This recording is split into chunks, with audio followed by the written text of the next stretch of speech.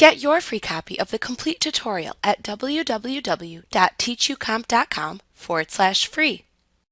You can display images according to their date. To do so, click View in the menu bar, and then click Set Date Range from the list of choices.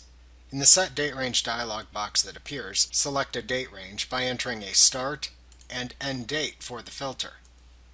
Then click the OK button to view the matching media. You can then select View from the menu bar again, and Clear Date Range to clear the filter and view all of the media once again. This works in conjunction with the timeline view.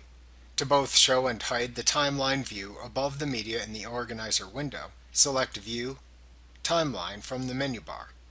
You can see photos shown as stacks within the timeline. You can click a stack in the timeline to select and show the first photo in that period highlighted in green within the organizer window.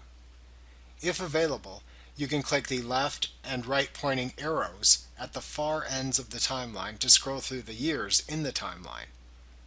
To restrict the date ranges in the timeline, click and drag the end caps at either end of the timeline inward towards the center to set the start and end dates shown in the timeline.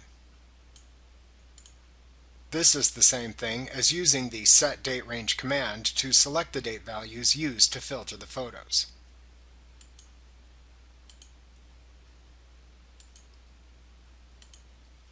Like what you see? Pick up your free copy of the complete tutorial at www.teachucomp.com/free.